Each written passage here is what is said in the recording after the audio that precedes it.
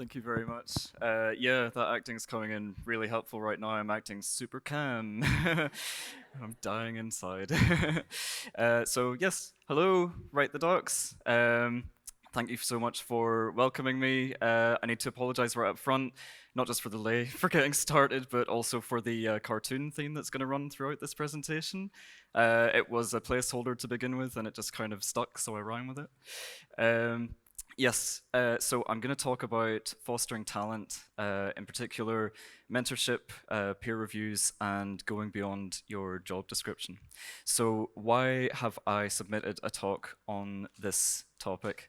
Um, I'm no longer a junior writer. I've been doing tech writing for quite some time, and I'm seeing new writers join the profession, new writers join my current company, and yeah, I'm also just in the process of changing jobs. Also, I'm going to be changing jobs in a couple of weeks' time, in fact. Fun fact, the reason that I couldn't get the slides working on my laptop is because my laptop is as old as my my current role at my job, which is 6 years. So yeah, technology matters. So yeah, let's just have a look if I can see the red. So yeah, I'm gonna reflect back on my career a little bit throughout the talk, but yeah, I'll give you a quick introduction to me to begin with. So my name is Arran Southall. I have over a decade of writing, various deliverables and media, and I do have a Twitter account which goes dormant for most of the year, except when Write the Docs Prague happens. So it's really blowing up right now. um, yeah, I want to say a massive thank you. I actually started this Twitter account whenever I attended Write the Docs for the first time a couple of years ago. So yeah, I want to say a huge thank you to Write the Docs for having me back, and it's a pleasure to be here giving you this talk. So yeah, I'm from Northern Ireland. That's the Giant's Causeway in the background of that picture there. I went to London to study film and broadcast production for my undergrad, then moved to Edinburgh in Scotland to do a digital composition and performance degree, and then I got my first writing job, tech writing job. So yeah, really seamless transition into the world of technology there. um, so yeah, one of the first things that hit me whenever I got that first writing job was the working contract, and just looking through that and what it included. So let's have a look at what you've probably seen in your working contract so far. You might have a description of what your working hours are going to look like, what your job duties are going to be, and a few caveats. Maybe you need to work some overtime every now and again, which is normal.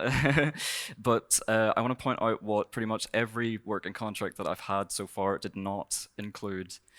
It didn't include any clause like this: to undertake continual professional development, mentor new or younger writers, and learn and implement new skills beyond your primary role. So I want to take a really. I know it's a cliche at this point in the in the event, but I want to do a quick show of hands. How many of you have had a clause in your working contract that even vaguely resembles this? Can you raise your hands, please? That's great. I'm really glad to see more than zero. But yeah, just for the benefit of anybody watching the live stream or in the future, that was pretty much almost zero. So like 5% of the audience. Um, yeah, I really want to see a change. I want to see more clauses like this coming up in working contracts. It's so important for us to include continual professional development, or CPD, in our working life. There are a few jobs that do have a contractual requirement to undertake CPD, like counseling or psychotherapy. But from my experience in the world of technology, it's not really a normal thing. So yeah, before we move on, I want to talk about what the result is for companies for not including anything like this in their working contracts for their staff. You're going to be hearing a lot of this. I'm seeking new opportunities. I'm needing a new challenge. Basically, you're going to have higher staff turnover than you would otherwise. Um, just to mention, it is probably a generational and cultural trend that it's more expected and accepted that you're going to have more than one job across your career. Nobody has a job for life these days. But right now, the average employment rate is staying in the same job for about 4.5 years. That's the average. That changes depending on your age and the industry that you're in. And it's also important to note that CPD is not the top reason that job leavers cite for moving on for their jobs.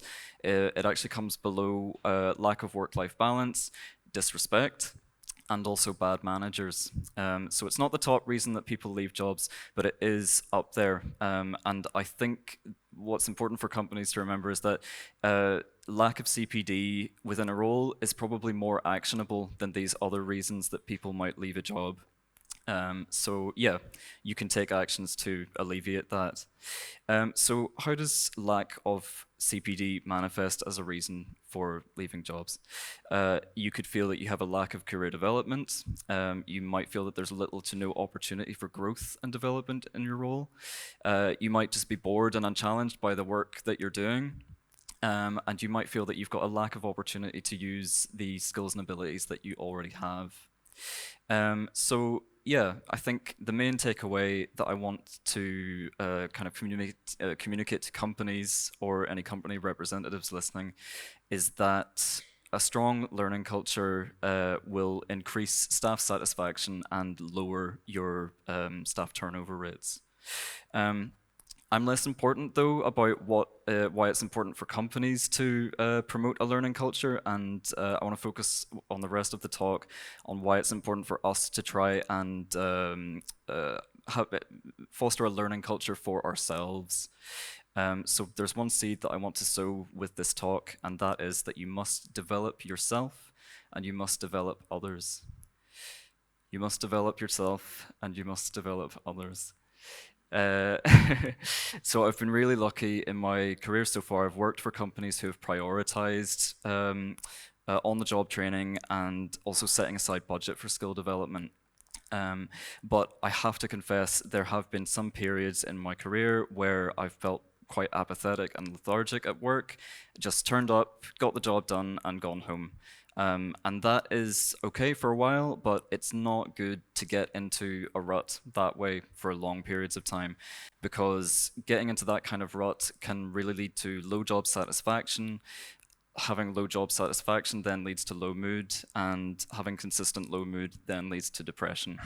So it's really important to foster this learning culture for yourself. When I'm developing myself, I have more energy to do my job, I have more energy to help others, and there's this really nice symbiotic relationship between that, because whenever you're developing yourself, you have more energy to develop others, and when you're developing others, you have you're developing yourself in that process. So everyone's a winner. So yeah, for the remainder of the talk, I want to talk about three main ways that I have identified that you can develop yourself and develop others. So we're going to look at training, peer reviews, and mentorship. I know, I'm sorry. So these aren't the only ways that you can foster a learning in yourself. There are many other ways, I'm sure. If you know of any that I haven't got here or that I don't mention throughout the talk, please come and see me afterwards. I'll hang around the stage. So yeah, let's talk about training. So what's really important about training is that you need to ask for it. Ask for training. Can I get a really quick show of hands? Who here has received some training as part of their jobs? Yes, lots of people, most of the audience, great. So I'd like you to put your hands up again if you have never asked for training at your job. Seriously, just me? Okay, I'm glad that that's actually the result, because I've been quite guilty. I'm quite an introverted person of not asking for training. So I'm pleased that most of you have taken this point on board already. Why do I have to ask for it? Why is it me that needs to go to my manager to ask for training? If you're shy, it's not the most easiest thing to do, but yeah, it's really important that you do that you ask for the training that you feel you need.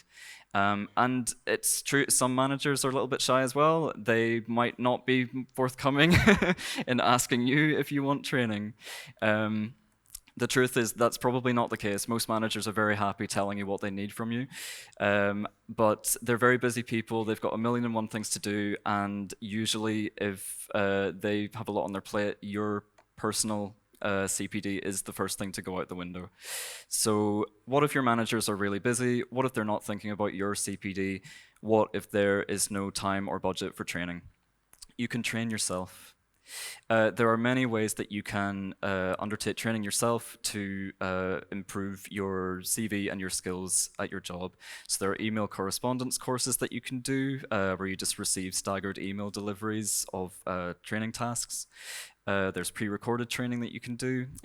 These are things like YouTube videos, TED Talks, podcasts. You're probably doing all of this already. There are online training courses, things like Skillshare, web presentations, live e-learning, anything where you don't need to be in the same room as the trainer that you're being trained by, but you've got the opportunity to have that one-on-one help if you need it. There is mentorship as well. We'll talk about one-to-one mentorship a little bit later, but I'm talking about things like authors whose books you're reading, writers who are blogging online, anyone that you might not necessarily have a one-to-one relationship with, but you can still learn something important from. But yeah, worst case scenario, what if you don't even have any access to these sort of resources? What can you do? You can use your existing skills. So we've all got hobbies and interests outside of our jobs, and these often translate into job or job adjacent skills that we can make use of. So you might have some video experience, you might have an interest in music. I'm going to give you a short example of how I've managed to use these two skills in my role just after this slide. You might be really good at networking and making new connections. Maybe you can use that to help your company fill any empty roles. You might have an interest in photography. Most companies have social media platforms now that are really starved of content. Get involved. You might be really good at giving presentations. You might want to maybe submit a talk to Write the Docs and be here next year. That's what I did. You might have first or second hand experience with disability. Share your experience with your company and help them improve their products and services. You might be really good at organizing social events and bringing people together. In today's work world, where we are a global culture, we might not necessarily even ever meet some of the people that we work with because they live or work on a different continent. It's really important to foster that sense of culture within your company. So if you have that skill, use it. And the last one, we've all got it. You might be able to write. Yeah, so if there are any other ways that you can implement your writing skills, maybe you want to write marketing material, or for example, I actually helped write the job spec for my job that's now available at Avalok, so yeah. You can, the point I'm trying to make is these skills that you have are all transferable and you have more to offer to your company than just tech writing. So yeah, the quick example that I mentioned at the top, this is a short introductory video that I made whenever my company Avalok moved from a PDF portal as a primary deliverable to web help. So I made this short introductory video kind of just introducing users to the website and the layout and content. So for this, I got to use Camtasia, which I hadn't used before, so I got to use a new piece of software. I resurrected my editing skills from my undergraduate degree. And I made some really horrible background music, like that, you know, that corporate culture kind of doof, doof, doof thing that you might hear. Yeah, I did one of those. But do you know what? It really raised the standard of the video. So basically, it added interest to my day-to-day job, and it added value to the website launch as well. So everyone's a winner. So yeah, that's everything that I've got to say about training. Let's move on to peer reviews. So can I get a quick show of hands? Again, you're going to do a few more of these, by the way, just, you know, stay limber. Can I get a quick show of hands whether or not you are doing peer reviews at your company right now? Yeah, okay, great. So quite a few of you.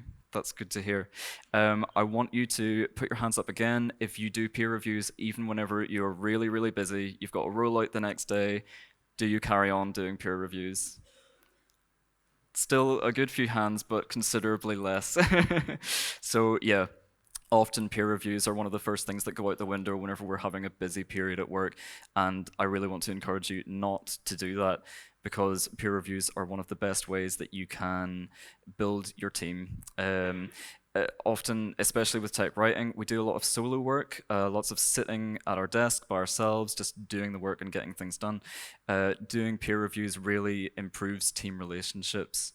It makes us better writers.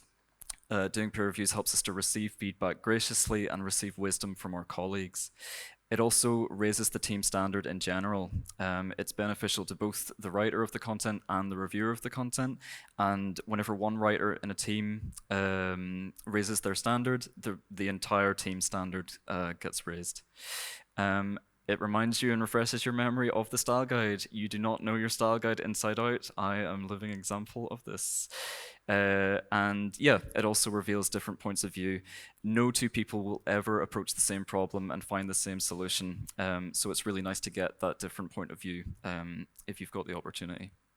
But what if you don't have a team of writers to rely on for peer reviews? What if you're a solo writer? What options do you have?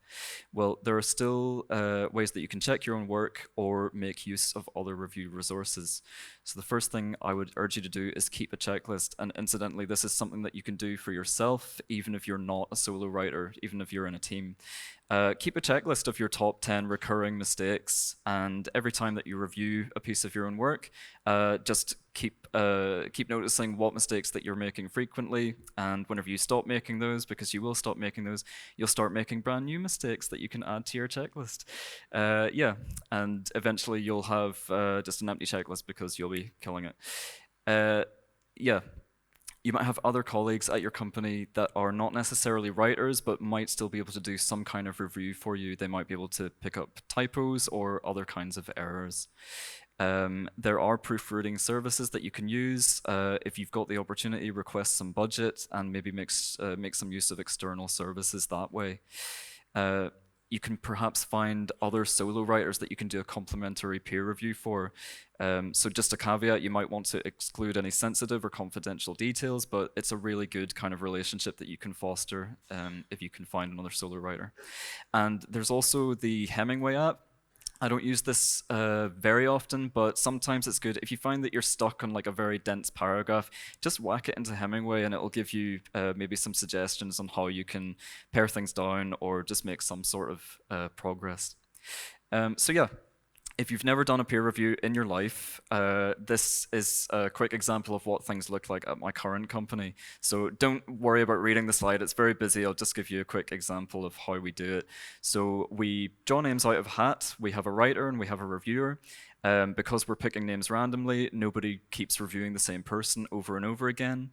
And we just kind of try and break things down into rule reminders, which is basically style guide rules that we've missed or forgotten. We also have some time for team discussion, anything that's not in the style guide as a rule, but that you might want to include. We talk about that and maybe update the style guide. And there's also suggestions for stuff that aren't necessarily rules or that need to be added to the style guide, but just might raise the standard of the content a little bit. So yeah, that's what a peer review might look like. So that's everything I've got to say about peer reviews. We're going to move on to mentorship now. So yeah, this is your final one, so enjoy it while it lasts. Can I get one final show of hands, please, if you have had the opportunity to do any mentorship in your role? Okay, great, that's really good. So like half the room, brilliant. I want you to put your hands up again, the same people who did the mentoring, if you found this to be a rewarding experience. Yeah, so everybody's put their hands back up. Mentoring is, it's a really rewarding experience, and I have to say that over my career as a tech writer so far, it's probably been one of, if not the best experience that I've had. Yeah, it's really worthwhile doing. So if you get the opportunity to do so, I would encourage you to do it. I'm going to talk about how myself and my current team mentored new writers that join. I'm going to talk about why it's rewarding to be a mentor, and I'm also going to share some feedback from a recent mentee. So first, let's look at the process for how my company do onboarding. So I came up with this process. It's basically a combination of self-training tasks for the mentee themselves, paired with one-to-one training with all team members on the team. So it means that the mentee gets that time with every team member to kind of get to know them and just begin to build that working relationship from the word go. There's also some internal training that our company provides there. It's the ACCP at the top, and that's paired with ongoing mentoring sessions where I would basically sit down with the mentee once a week and just kind of go through everything that they're working on, anything that they're having struggles with, and maybe doing some focused training on various bits and pieces also. Um, so why is it beneficial to be a mentor? It gives you an opportunity to pass on your knowledge. You can share job related knowledge, or you can share any other skills that you might have. So often at work, because we're doing one thing most of the time, we tend not to have an opportunity to talk about our other skills or pass those on to different writers. So yeah, it can be lost unless somebody asks about it. So being a mentor is a really good opportunity to share those skills. Um, it reveals gaps in your own knowledge. You do not know everything, and sometimes it's really good to just acknowledge that. And one thing that I've actually done is I've sat in on a couple of the training sessions that my mentee has had, and I think this is a really good thing to do because it shows that you don't need to know everything. It's okay to admit when you don't know something, and it's an opportunity for you to brush up on your skills and learn new things also. Um, it improves company onboarding in general. Whenever you join a new company, it can be a little bit scary. Sometimes you feel a little bit isolated because everybody is kind of still doing their jobs around you, but you've got lots of kind of training to get on with. I'm sure I'm going to feel this way in a couple of weeks when I start my new job. So sometimes it's nice to have that one person to go to whenever you need a little bit of help or just somebody to grab a coffee with. And you can learn from your mentee. Sometimes your mentee might be more skilled at certain tasks than you, and that is totally okay. You can learn from them as well. So it's a really great opportunity to, again, just enjoy that one-on-one relationship and make the best of it. And finally, yeah, just a reiteration, it's really personally rewarding. I know that if I achieve nothing else in my career, at least I have helped somebody else along the path in theirs.